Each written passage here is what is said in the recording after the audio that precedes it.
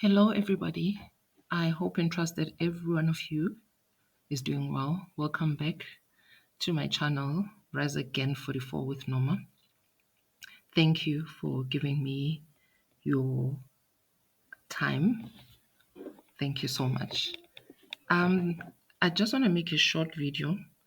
Um, just thinking out loud about the whole movement, let's say movement from around 2019, 2020, whereby everybody, most people were awakening and everybody's preaching and saying how we should go back to our roots and how that we should all go back to our roots, that religion came with colonization, and in our cases, South Africans with apartheid as well, because after being colonized for many years, then apartheid came in and they took over and did more damage. So now, with the whole move that we are free, we are wanting to be conscious, we are wanting to go back to our roots. My thoughts and my question is and has been that that is good and well. That is so, it's the right thing to do. We need to be awakened. We need to be conscious of who we are. We need to remember where we come from. We need to remember our ancestors. We need to basically ask deep questions, and dive deep into our roots, into our culture. But then the question is, what exactly are our roots? What exactly is our culture? What exactly are our traditions? And when we speak about African traditional spirituality, are we speaking about spirituality or are we speaking about religions that are man made? Those are the questions that I keep asking myself the more I travel on this spiritual journey. And it's something that I've realized that is very important to distinguish, because we need to be able to make a difference. We need not jump into the train or the bandwagon of wanting to be woke, of wanting to move away from colonized religions and fall into scams and traps and worshipping wrong energies or spirits or deities or gods. That is why I'm saying we should be able to ask ourselves honest questions, because you don't want to move from a frying pan to a fire, from worse to even more worse. That's why if we're gonna be woke, if we're gonna be looking for who we are, searching for who we are as Abantu, as Ubuntu, as the children of Undu, we need to be honest, we need to be open, and we need not to be scared to look deep and search for information. So, asking ourselves relevant questions is very important, even though some questions are scary. And sometimes, the more you dig, the more you find out things that you never thought you could find out, or you find out things that you were not ready to find out. That is why the spiritual journey is a very daunting, and sometimes it can be tormenting, because you can dig things that were shut down for a reason. So, when it comes to our roots, what exactly is our roots? Let's remove religion, let's remove Christianity, let's remove Muslim or Islam, sorry, and any other religion that was introduced, but mainly in Africa and across the world, it's mainly those two, the Abrahamic religions. So if we say, okay, take them aside, put them aside, let's go back to our roots. What are our roots? For example, here in South Africa, we have Ubungoma. Is that not a religion? Is that not a man-made religion? Where exactly does it come from? Who started it? Is it God? Is it our ancestors who were living, who were in the flesh like us? And if it is our ancestors who were living and in the flesh as us, what exactly is it then? Is it not man-made? And also, what what backs it up? When a sangoma is connecting to a spirit or to an energy, are they connecting? Do we know what we are connecting to? Are we connecting to a good energy, a godly energy? Are we connecting to clean ancestors? Because not doesn't mean when somebody dies today, they automatically become a saint. because that's what we do as human beings. We forget very quickly when somebody passes away or they die. We forget who they were, and we start thinking of them as saints. So again, is it a man-made?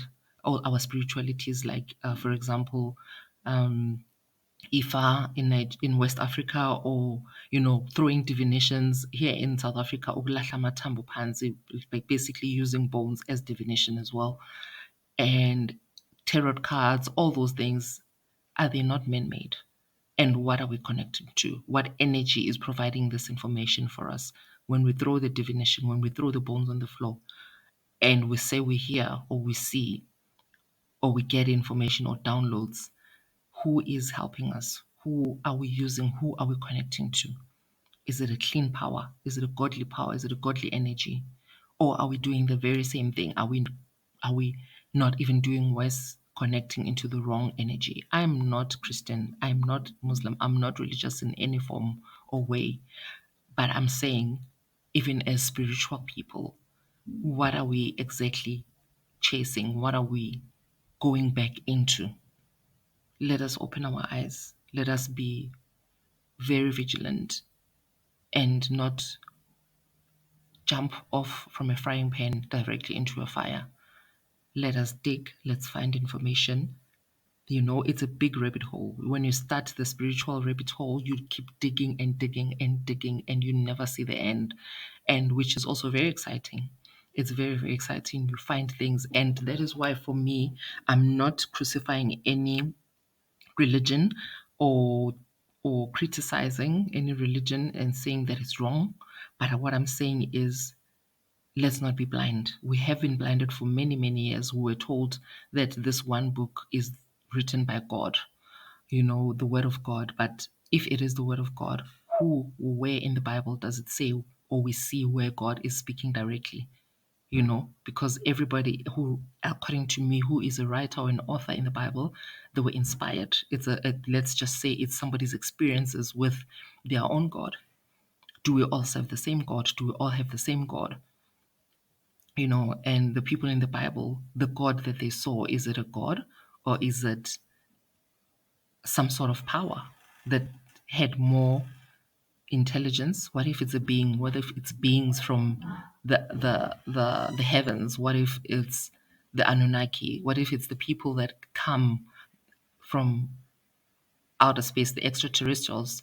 What if it's the fallen angels? What if, there's so many what ifs. So even if you choose to fully be Christian and fully believe in the word, in the Bible as the word of God, take time to read it for yourself. Don't rely on a pastor or a preacher or an evangelist to read it on your behalf and tell you their own interpretation. I think that is where also we fail ourselves as human beings. We depend on going to church on Sunday or going to mosque and wait for someone to teach you or preach to you or explain their own interpretation of the Bible or any other holy book. So for me, that is why I've been on this journey for 6 years now. It's 2024. It's 6 years now. I've been on this journey, and it hasn't been easy. And like I said, it's a rabbit hole. The minute you start digging, you don't stop. You can't stop digging. You keep going and going. And the beauty about it, about doing your own research, about going deep, and finding out information. The beauty about that is that nobody really influences your decisions. You go through everything. There's a phase of confusion. There's a phase of darkness. There's a phase where you think, okay, I found light, and then again something else. You find something else, and then you have to do the math. You have to be the psychologist. You have to be everything. So that eventually you're like, okay, I can take a piece from Buddhism. It works for me. I can take a piece from Gnosticism, or from Islam, from Christianity, from traditional African traditional religion. There's something out of all these religions that is good. But I believe in everything else.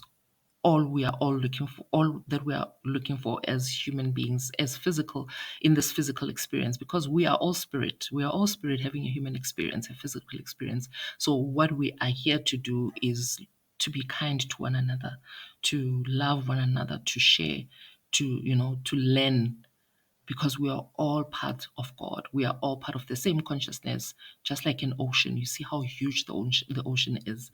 But you can see yourself as a drop in the ocean, but you are part of the ocean. When the ocean roars, you are part of that roar. You are part of it, So divided, we are small, but together in the same consciousness, we are big and powerful. So I didn't want this to be very long. It was just my thoughts and trying to speak to the fact that we must learn to dig deep for ourselves and not rely on being told, even with Ubungoma, Sangoma, and any other training, or they say you're a prophet, you are this, you are that. I believe you should look into it yourself. I don't believe that we particularly need a middleman, for to speak to God. You need a middleman to speak to your ancestors. I don't believe in that, because I all believe we have the power. We are all gifted. We are all called. So we should learn to be able to connect ourselves directly, so that you know what you're connecting to. Because in most cases, we end up following what other people believe. We end up following what other people are teaching. That is why it's important to dig across all the regions, across all the spiritualities, and then find something that works, something that you resonate with. Anyway, I don't want this to be very long. Thank you very much, and have a beautiful day, and see you in the next one. Please comment below, ask questions, and just let me know how you feel about spirituality and religion. Thank you.